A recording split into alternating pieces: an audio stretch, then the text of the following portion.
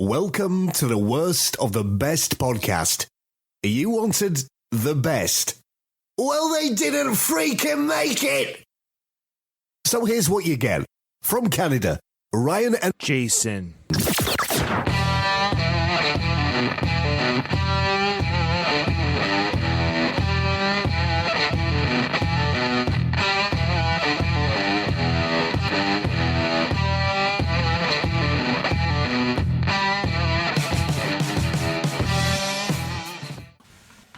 All right, welcome to the Worst of the Best podcast. I'm your host, Ryan, and joining me again today is my brother, Jason. How you doing, brother? Good. How are you? Good. I'm legit excited about today's topic. It is an interesting idea and concept that many of us have wondered about, contemplated. We're talking about the idea that we are living in a simulation. There are probably people listening to this right now who maybe have never even entertained the idea. They haven't entertained the idea because it sounds ridiculous. And I can understand the idea that we might just not be us. It's kind of a mind-blowing thought exercise. But I think it's one worth investigating. And Jason and I are going to bring up 14 reasons why this actually might be the case, that we are indeed living in a simulation.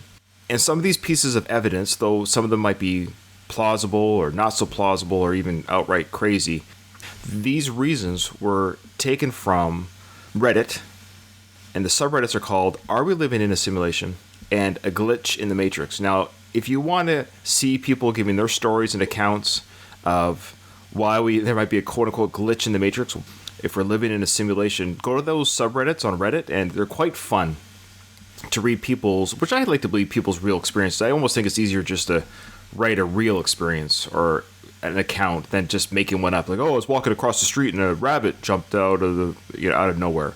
So people have post videos and what have you and stories about what they feel is a glitch in the Matrix. What's your understanding, Jason, when you hear glitch in the Matrix? What are they saying there?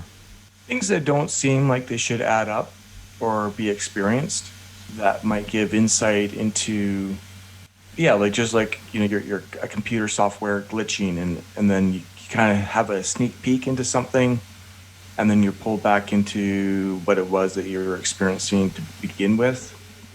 Like some of the things on this list, or what might be on the subreddits, feel a little bit technical to me. There's been moments in my life where I'll be thinking about somebody, like, oh, that person hasn't texted me in a little while, for an example. We were going to connect or... Well, that falls in the line of what's called synchronicity, where you'll think of something and then something manifests itself at the same time or something close to it. I've done it where I'm listening to a podcast, for example, and somebody says in the podcast episode, lemon meringue pie. And then that night, Becky makes a lemon meringue pie. That's not what's happened, but something like that. Where I've never said that. And I've had a couple of those experiences just this week. I would be literally thinking about somebody. What I'm talking about is actually just a car dealership that I was dealing with. I'm like, I wonder if I should follow up with him. And I said, no, I'll leave it alone. Literally within 30 seconds of me thinking that, the salesman texted me back. I believe it, and I'm sure all of our listeners have many stories about that kind of thing, and that's what's shared on these subreddits. So these examples that you and I are giving are a little bit more technical, and we say technical not because I think they're things that people have actually kind of measured and studied. Right. Multitude of people have anecdotal. They're right. more than anecdotal experiences. Of course, my experience is kind of weak, but feelings of deja vu or feelings of relationships, like when you bump into somebody or you meet somebody for the first time and you have an immediate connection with that person that seems above and beyond necessary in the situation. You're like, wow, I feel like I've known this person my whole life, or have we met before? And there's been no connection other than that first experience. And it's just like, did somebody write this person in code into my life? Yeah, well, let's get into it. Those are more anecdotal feelings. Yeah, those are anecdotal. Measure it. And that's what those subreddits are. Those subreddits are full of these type of stories, and the ones that we're going to bring up now, there are big discussions that people bring up. The first one, of course, the Mandela effect. I think we did an episode of the Mandela effect, if I remember correctly. Yeah, you did. Okay. Yeah, it's been a while. I think we did it with Ruben. And if I remember correctly, the Mandela effect is simply this, that some people claim to have remembered a TV coverage of Nelson Mandela's death in the 80s. But in this timeline, he actually died in 2013. So that's the Mandela effect, is therefore supposedly proof that whoever's in charge of our simulation is changing the past. Or alternately, this is evidence of a parallel universe. And some individuals have crossed from one universe in which Mandela died in the 80s and then into ours where he lived into the age of 95. So additional examples of this phenomenon include some remembering the name of the Berenstain Bears, spelt with, some think it was T-A-I-N, the Berenstain, and it's actually spelled as Berenstain, S-T-E-I-N. And I was one of the camps that, when I think when we did this episode, we talked about, I believe it was Berenstain Bears. And others were calling a non-existent movie from the 1990s called Shazam, starring the comedian Sinbad as a genie. So those are some of the big ones. What movie was he in? Sinbad? What movie was he in? Well, he was in Jingle All the Way with Schwarzenegger. That's one of his bigger movies. Yeah, but I believe I remember Shazam. So do you remember Shazam? Yeah. Well, there was Shaq O'Neal was in it. You're thinking of Kazam with maybe Shaquille O'Neal, and I'm not saying the two might get mixed up, but two very similar sounding movies. Yeah. When I see Berenstain, I believe I remember it as E-I-N. Now that I see it in writing in front of me. And that's fair. What makes the Mandela effect fascinating, though, is that it's not just you misremembering something or me. It's a lot of people. Like, why are we jointly misremembering something? Like, you go on these subreddits, people talk about the Mandela passing in the 80s versus 2013, and people have literally written stories. Having supper with my parents, we're talking about this event. We talked about it at the supper table. 1985 or whatever it was. We're having supper, like, oh, Mandela passed away. We know that all of these can be disputed and refuted. We understand that. However, it's still fascinating that the Mandela effect is something that is experienced by so many people. So if you want to go down a rabbit hole, if you haven't already, just Google Mandela effect clues or stories on the internet. Boy, you'll find hundreds of accounts of shared experiences of misremembering. What's the next one, Jay? Yeah, missing aliens. We spent billions sending probes through outer space and should probably have found evidence of extraterrestrials by now, right? But we haven't. Okay, so the fact that we haven't seen aliens yet indicates that we do live in a simulation and that they figured out how to escape from it. Or maybe the computer we're in only has enough RAM to simulate one planetary civilization at a time. So the idea that we should feel as if we're not alone and have experiences outside of our planet and intergalactic interactions, but we haven't yet, might be an indication that whatever simulation we're in is only capable of keeping track of one planet at a time. This is really huge. I know there's been an uptick in UFO data or releases, and this still hasn't indicated alien life. I'm all behind unidentified flying objects. There's something going on, that there are things flying around, zipping around. There's a lot of evidence on YouTube and what have you, where things are zipping and zooming around that we're not sure what's going on. But for all we know, it could be like the Chinese government has built something. Like, who knows? Some sort of craft or object. Unidentified means just that. It's flying, it's in the air, and we don't know what it is, and we don't know who put it up there. And there are accounts and stories of alien encounters, even abductions. Those are fascinating stories of themselves. Maybe we'll do a podcast episode on the top 10 proof of alien existing in and of themselves. But empirically speaking, and kind of like, we know elephants exist in this planet, we don't have that same kind of surety that aliens are here. So for one reason or another, this blue pearl in the universe seems to be, according to our own evidence, what we've gathered, that we seem to be the only life as far as as we understand it. Like, I live on a street and I have a next door neighbor. That's not a weird thing. Like, people live next to us on the street. People live in other countries.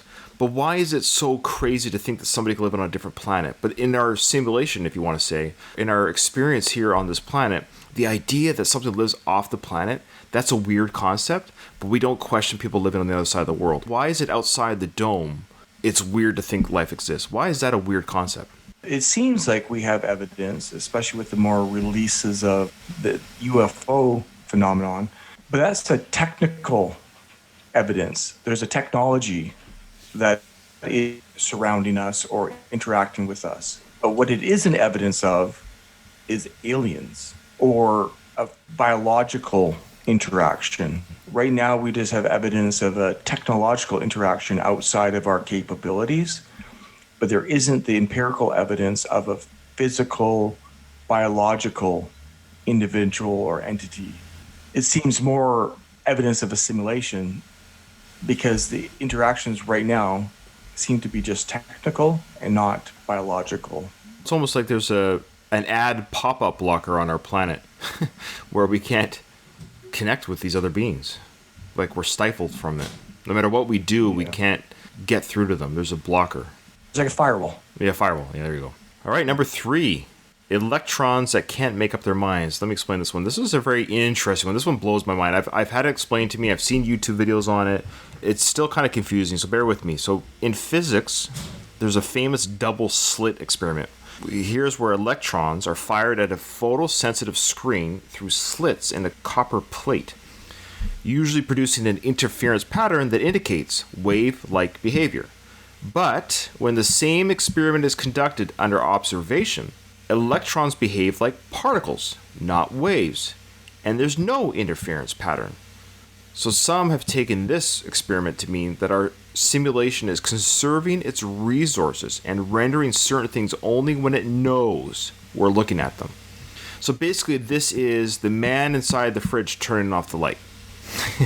You know, I used to think there was a little guy inside of your fridge that turns the light on and off when you open the door. So basically, these particles act differently when they know that they're being observed. And when they somehow make an experiment where, I don't know how these smart scientists do it, but they somehow trick the particles like, we're not looking at you. They act differently when they're under the impression they're not being looked at. That is crazy stuff, man. So something is going on there, and that is a scientific fact. This actually has happened. Physicists have done this experiment over and over again. So this experiment is real. They don't know why. I mean, this is famous. I mean, most adults will have heard of this experiment. I think there are explanations as to why this happens.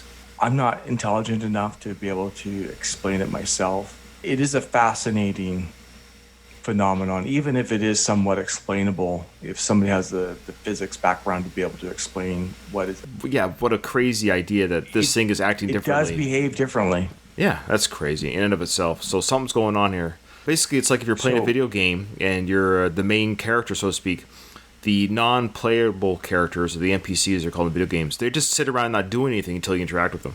Yeah. All right, number 4. DNA that contains a computer virus. So in 2017, a multidisciplinary group of researchers at the University of Washington proved that they could embed malicious computer code into physical strands of DNA. This aim was to show that computers working in gene sequencing were vulnerable to attack, but they may have also have inadvertently revealed that what we perceive to be biological reality was in fact computer code all along. This makes a lot more sense as to proving a simulation experience that we're a part of. Oftentimes, DNA or even the way that our brain connects is often referenced to a computer system, the way that the computer is designed. We're a biological computer.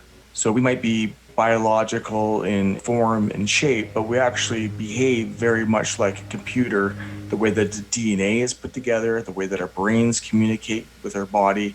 And so the fact that they are able to see how DNA can be corrupted or be vulnerable to corruption, whereas DNA that's corruptible, similar in the way that a computer code can be corrupted, to me that's like I don't know if that makes sense. Just the way that, you know, Bill Gates makes Microsoft, but it becomes corruptible, it can become hacked. There's a higher intelligence than us, a little less than godlike, because the creation that this individual or whatever that's creating the simulation creates in such a way that is vulnerable to corruption or an attack or rewriting of code. And it's that rewriting of code that starts to make us think, oh, was the Mandela effect a rewriting of code, or was that the glitch in the system or the glitch in our experience that proves a malicious computer code? So what came first, the chicken or the egg? Was our DNA computer created, or is computer code DNA? It's weird that code exists. We somehow have discovered code in of itself is a thing, that everything's binary, 1 and 0. But yet we're kind of made up of code. I can understand it more in my brain than I can verbalize it. But this type of experience or this type of explanation really lends itself strongly to a simulation experience. All right, number 5, climate change. Our civilization is set on the cusp of environmental chaos, according to studies. So suggesting we could be an ancestor simulation created in the hopes that we'd show our creators how to solve an energy crisis. If we found an innovative solution to climate crisis, extraterrestrial beings might return to crib the results, as they say. This is kind of an interesting one. So we're like a big think tank. We as humans, they want to see how we come up with an idea to solve the problem of climate change. Yeah, interesting. I've never heard of this one before. I haven't heard of it either, but I have thought, I haven't used climate change, but just the whole lived experience of the world over the millennia is a information gathering experiment or exercise. Every person's experience and every person's interaction with one another, with our environment, whatever it might be, is just an information gathering experience. Now, they're specifically saying climate change, but I just think in general, it'd be like how the computer and the internet has become a massive think tank or information gathering the world, way that our brains are kind of, like I said, like a computer designed in a computer way, the way that our DNA is kind of designed as computer code. All of our collective experiences somehow is connected to a larger server or cloud server somewhere where our experiences are being analyzed, utilized for somebody else's betterment, their own further knowledge of life. Number 6. Okay, so video games that look like real life. Elon Musk is a believer in Nick Bostrom's simulation hypothesis, which posits that if humanity can survive long enough to create technology capable of running convincing simulations of reality, it'll create many such simulations, and therefore there will be lots of simulated realities and only one base reality. So statistically, it's probably more likely we live in a simulation right now. Further proof that we live in the Matrix, according to Musk, is how cool video games are these days. In 2016, he explained, 40 years ago we had Pong, 2 rectangles and a dot. Now, 40 years later, we have photorealistic 3D with millions playing simultaneously. If you assume any rate of improvement at all, then the games will become indistinguishable from reality, even if that rate of advancement drops by 1,000 from what it is now. It's a given that we're clearly on a trajectory that we're going to have games that are indistinguishable from reality. It would seem to follow that the odds that we're in base reality is 1 in billions. Elon Musk, obviously with his popularity, has helped further in my own consciousness this idea. This makes a lot of sense to me. This is a crazy quote at the end there. He says that if we are what's in the base reality, now again, if you've seen the movie The Matrix, I'm sure most of our listeners have, Keanu Reeves' character, Neo, when he wakes up in that gucky tank, that gross tank of stuff and goo, that's the base reality in that film, for example. So he was living in the simulation, and he realized that the humans or whatever are powering this simulation, and he woke up from this, right? So that's what Elon Musk is saying. Not that that's what base reality is that we're in some sort of like gucky, messy container feeding the Matrix. But he's saying that the chance of us actually being in this base reality, like the real reality, is 1 in billions. Yeah, because the odds are against us. And he's right about the technology. So we as humans, so to speak, we think, at the very least, if we're just humans making video games, and yeah, I play video games, and it's crazy. I just downloaded one the other day that's already like 5 or 6 years old because I got it for cheap on Steam. The cutscenes were like, holy smokes, I was like watching real people. Who's to say an advanced technology, what given unlimited graphic card capability and AI programming ability, how would you know who's the real player and who's the NPC?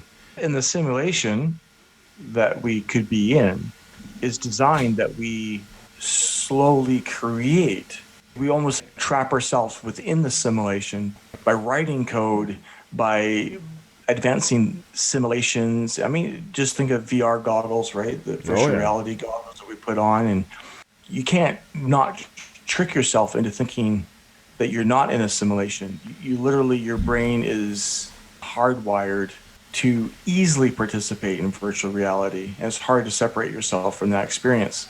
So it's almost like the simulation created us in a way that we will now for sure create the simulation that we think that we may or may not be participating in.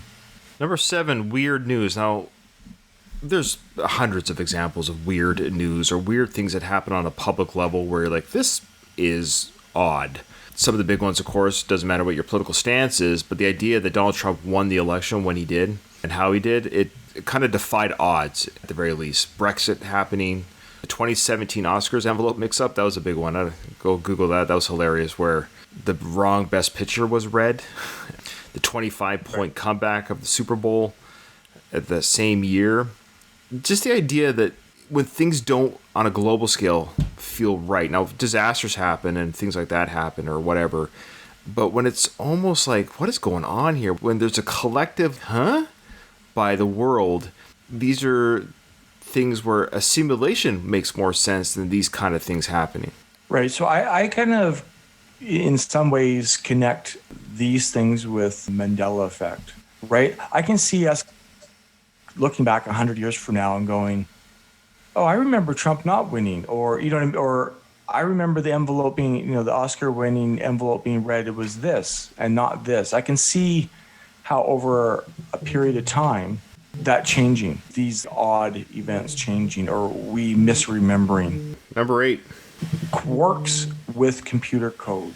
Seemingly not crazy theoretical physicist James Gates claims he has identified what appear to be actual computer code embedded in the equations of string theory that describe the fundamental particles of our universe. He says he found error-correcting codes. They're what make web browsers work. So why were they in the equation? I was studying about quarks and electrons and supersymmetry. Yeah, I've seen the YouTube video on this guy. The idea is he basically, just like it says, I don't know, but he's a string theorist, which was just crazy concept stuff. But of course, with math and everything else, he basically has found like an active code in our universe. Like he says, a correcting code. And he says how web browsers work. So the idea, I think, is like you put in a search and the computer, looks for that thing and gives you the correct response, so to speak. So he's found, I guess, this error correcting code in our everyday life. We're beholden to this code, and sometimes I would say the error correcting doesn't work, and that's where we see the glitches. Right. Similarly, as we've talked about before, the coding that's identified in DNA, the way that we often reference our brains work as like a computer. Now we're talking about these error correcting codes. Is evolution the idea that we can evolve and adapt to, whether it's humans or animals or plants, adapt and change based on the environment that they're subjected to? Is that somewhat similar to an error correcting code where, a bird can't open up these particular type of seeds over a period of time? They adjust their beaks or whatever to be able to better eat those seeds. Is that evolutionary change an error correcting code within the DNA of the animal or within us, or as things change, we change? I don't know. Good question. I don't know either. People much smarter than us might have answers, but what do we know? Number 9. This is a great question, and I have another question that kind of goes with it, but the question is, why does our universe have rules in the first place? So MIT cosmologist Max Tegmark has pointed to our universe's strict laws of physics as possible evidence that we live in a video game. He said, if I were a character in a computer game, I would also discover eventually that the rules seem completely rigid and mathematical. So in this theory, the speed of light, or the fastest rate at which any particle can travel, represents the speed limit for transmitting information within the network of our simulation. Why does the universe have to have that limitation? What he's trying to equate to the video game theory or the simulation theory is, well, it has to have a limit. It's not unlimited. You can't make a video game that has unlimited graphics, so to speak. What does that mean? You know, how do you have unlimited graphics? There has to be code and limitations. And he's right. Why can't the universe produce something that's faster than the speed of light? Why does that have to be that speed? Why the constraint of that? Yeah, and then I'm going back to that split particle idea. Are those rules there because we are observing them and measuring them? And if we weren't here to observe and measure, would those rules seem to be as rigid? That was my second question. I think it ties into this. I think it does. Why does existence exist? I understand that religion provides answers for people because it's a valid question. The idea, like, what's the point of existence, but what is the point of existence existing? Why does this have to happen? It would make just as much sense that nothing should be there. Like, nothing, to me, the idea of nothing happening and nothing being everything, that makes more sense. But the fact that things just exist, like, why? Think of all the planets or stars or universes that apparently are there, but we didn't know they were there until, like, the Hubble telescope went further out and can identify them. And it's like the more we identify, the more that we find, the more that we discover, the more that there is. But those things apparently are existing whether we were able to identify or find them or see them anyways. Yeah. So what is the point of say, a sun 10 trillion light years away from us existing if there is nothing living to observe it? Is it only existing because we have the capability to observe and measure? We have dead stars that have blown up and now they're just dead stars. Okay, great. What? Exactly. And I actually just saw a picture. I didn't know it'd be a part of this conversation yesterday, but they have found, and I don't know how they took a picture of it. It must be some type of computer regenerated type of picture. But there's a field of black holes where it's not just one black hole, but there was 20 black holes all within, almost touching each other, that they have just recently found. Yeah, it's no man's land of code. What's going on over there? Why? When that actually will tie into something a little bit later, so I don't want to get into too much. That's actually number 11. So let's go to number 10. Okay. It's not actually possible to prove we're not living in a simulation. It may be easier to prove that we're living in a simulation than to prove we're not. Nuclear physicist Zirha Devouti believes that cosmic rays, the most energetic particles known to man, would appear as pixel-like chunks if we are within a simulation, and unending beams if we're in base reality. Meanwhile, NYU philosopher David Chalmers doubts it's possible to prove that we don't live in the Matrix. You're not going to get proof that we're not in a simulation because any evidence that we get could be simulated. Yeah. It's like you can't prove a negative. Is that kind of what they're saying? Well, I think what they're saying too is that limitation theory. That's what he's saying. The fact that he's talking about the particles kind of have a beginning and an end. Why is there a starting point? And I think this was brought up in one of our conspiracy theory episodes. It might be a bleed over from one of those topics where we mentioned that particles have a beginning and end. Where he's saying at base reality there should be unending beams. Like, why is there a starting point? Like, and where is that starting point? And whoever created the simulation, maybe they created the Big Bang. Looking at our old list of episodes here, I'm like, I think that came from the episode of Scientific Hints of Possible Higher Beings. I think that was in that episode as well, where people above us created this universe. So that's the simulation theory, guys. So here's the thing. I mean, obviously people who are listening who are Christian or believe in a God, they're just going to say, well, yeah, Ryan, Jason, it's God. God created this universe, and he created a big playground for us to observe and to enjoy, i.e. space and all that stuff. Okay, that's a whole other discussion, because then we can say, you know, would a loving God create disease, famine, wars? Setting God aside, what's the point? But again, why do we exist? But the evidence of a higher being is that scientific proof. So there you go. It kind of proves that there's a higher than what we're able to do with these particles. Energy particles do actually have a beginning point. That's what they've proven. That they know that because when they reach different parts of the Earth, they have different volume, so to speak, which means it has a starting and end point, that they would all be the same if we lived in a base reality. Number 11 is going into kind of is an overall thing that we've been talking about, but it's called the Goldilocks zone. The idea here is that Earth exists within what astrobiologists call a Goldilocks zone. Basically, that the Earth is close enough to a star that greenhouse gases can trap heat to keep liquid water, but far enough away that the planet does not become like Venus, like a hothouse. So that we live in such an orbital sweet spot is circumstantial evidence for a simulation. But if our sim designers wanted us to succeed, it makes sense that they'd place us in a nice, comfy, or cushy environment. Why the one planet? Again, it makes sense that we have neighbors. It makes sense that we have people who live in other countries. But the idea that, nope, it's just this planet, boys and girls, just this planet has humans and people that can communicate and have families and all this stuff. Like, we're talking about these black hole fields, all this universe outside of our solar system. Why? What's the point? I have no answer. It seems like a colossal waste of hard drive space to have black holes. You could argue those things aren't actually far away. If this is a simulation. Every time we're able to measure, every time we kind of expand, or even kind of like think about, whoa, what's out there? It becomes bigger. The more we know, the more there is to know. I don't know, it's like the TV show Lost, right? You open this hatch, and we're now open into a whole different area of experience. But as far as the Goldilocks zone, yeah, it seems coincidental, convenient, but it's also not really that cushy of an environment. No, we have our own issues of natural disasters and famine and forest disease. fires and yeah. But like the idea though that we are that greenhouse where we can grow vegetables and fruit and any other kind of couple degrees off here or there, we wouldn't exist. It's like a microcosm of a hair that we can exist in this manner.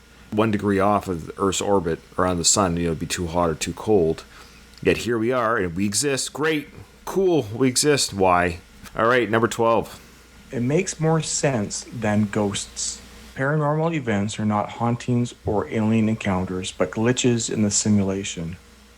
This theory is the one most explored on Reddit forums like Are We Living in a Simulation and Glitch in the Matrix, where users explore big ideas and philosophy funneled into the details of the odd or the occult. A storefront exists in a town one day, then it doesn't. Explanations include a slip between parallel timelines or a pop-up.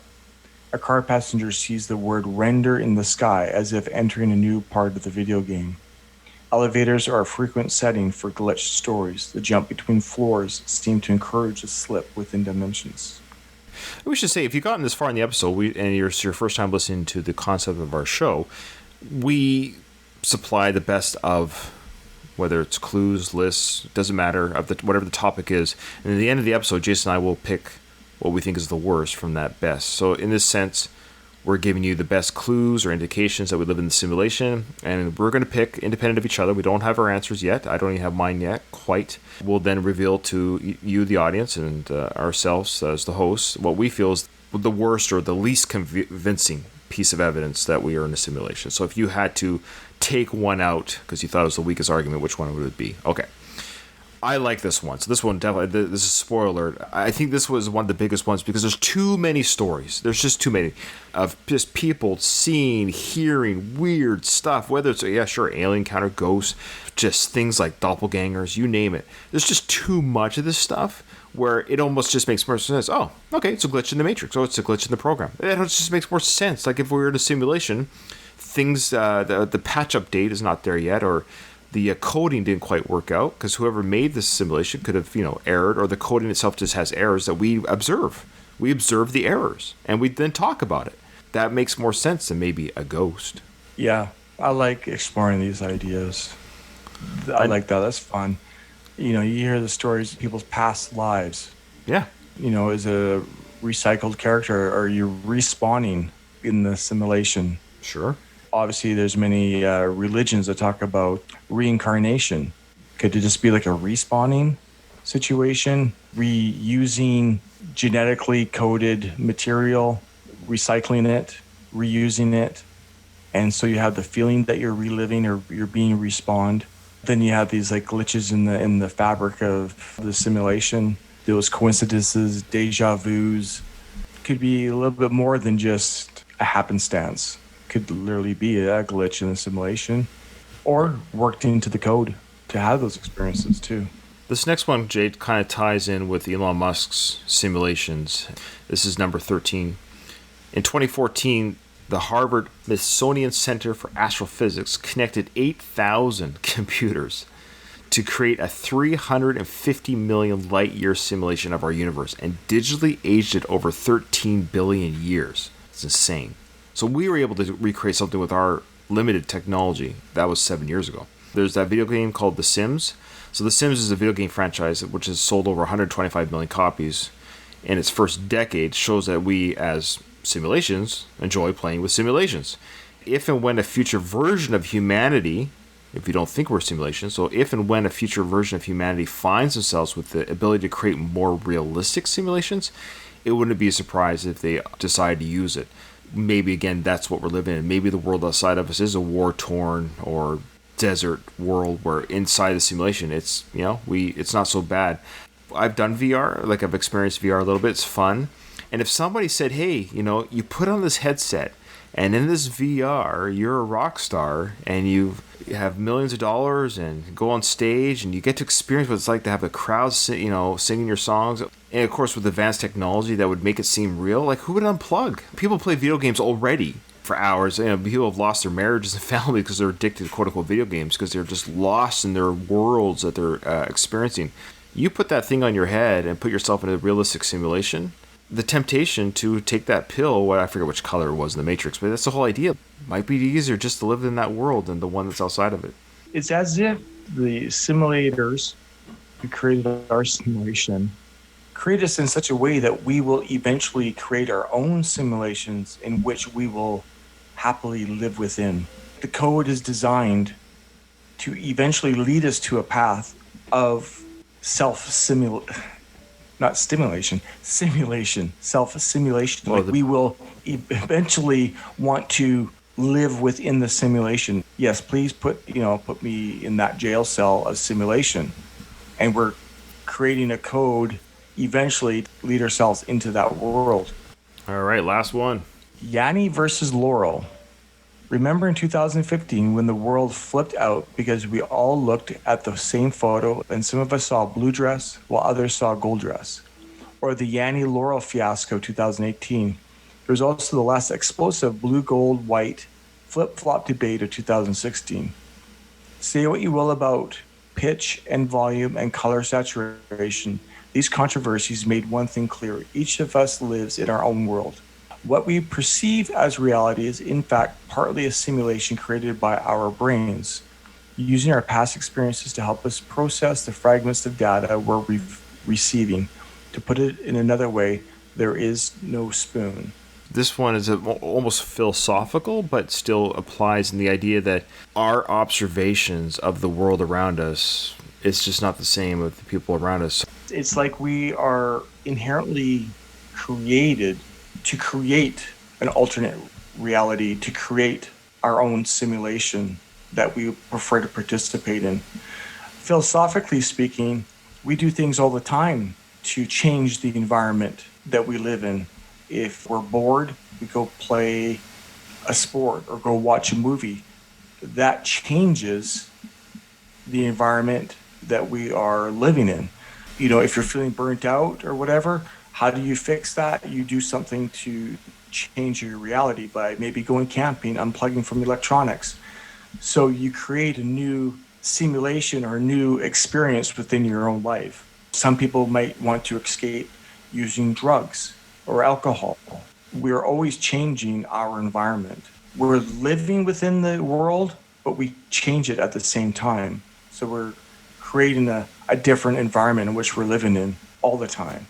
Okay, so there you go. Let's go over the titles really quick, and then we'll decide, Jason, which one we think is the worst piece of proof or indication. That, I thought I had one, but now I'm second-guessing the one I had picked, so Let's do this. Mandela effect, missing aliens, or the fact that we just haven't shooken hands with them and put them on CNN yet.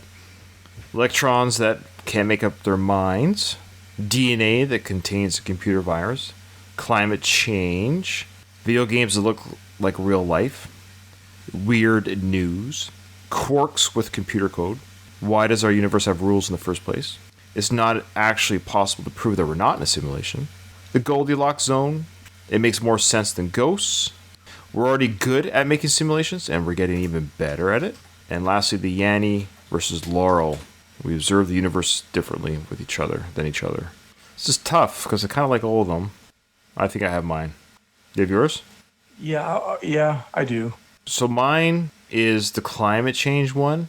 The theory is that aliens are kind of seeing what we're going to do with the planet that they maybe messed up, or higher beings kind of messed up. They kind of want to see how we're going to solve the energy crisis. I think it's just the weakest one in some ways because, well, if they're smart enough to create us as a simulation, see how we'll solve problems, how come they can't solve the problem of the environment? I wish they didn't limit it to just climate change. It seems very narrow. Well, you could say maybe hunger or disease. I like the idea of it being a bigger collection of information. Climate change, I think, is the one thing that could, in theory, that's what limited knowledge I have about climate, that could destroy the world. You know, enough to destroy crops and animals and things that feed humans. Yeah, if there's such a thing that needs to be solved, is obviously you don't want the world to become a dust bowl. So that's what I think is the weakest argument. This is my weakest one, too. Oh. Now, I think maybe another argument for it is the way that we create statistical computer programming. The early days of the pandemic, they'll have predictions of how the virus will spread, and how many people may or may not die, and they map it out. They map out a possible future. There's a word, statistical word. Is it possible that whoever simulated us created us in such a way that we will? That's too deep. I can't explain myself. I'm not gonna scratch that. I get where you're going. Like these are concepts that I can kind of in context understand. Sure. Can't really expound on very well. I can see maybe creating a computer program such as a human race where we fumble our way through climate change, for an example, to create a solution. And it might feel like 1 billion years to us, but maybe it's like a 5-minute process to whoever's watching or observing our experiences. Sure. Yeah. And they're like, oh, okay, the computer program that we created on this Earth, it came back and this is how it mapped out the solution. Yeah, my head is bent. I am going to go to this Reddit, back to the Reddit, because I love reading this stuff. Encourage everyone to go to the subreddits on Reddit called Are We Living in a Simulation? And or Glitch in the Matrix, and you'll get some really fascinating videos, stories, photos. Maybe you too will think we live in a simulation. Remember, in front of every silver lining, there's a cloud. And today, Jason and I helped discover this cloud, and this cloud is that climate change might not be the best piece of evidence that we're in a simulation. All right. Thanks for listening, everyone. Thanks for everyone who's been patient with our show while we're on a bit of a hiatus. I think we're going to be able to record one more episode before I deploy. So this is being recorded in July of 2021. If you're actually listening to our show in real time-ish. Ryan, yours truly, I'll be deployed in the Navy from August to December of the same year of 2021. So there won't be any episodes for 4 months. Thank you to all those who joined the show recently, or go back and listen to old episodes if you haven't already. We've done quite a few conspiracy theory ones if you want to listen to those. But yeah, so we're going to do one more. I think we're going to do a music one next, just FYI. So our next one before the break again will be a music one. Okay, talk to you later. Gamma Gator Productions.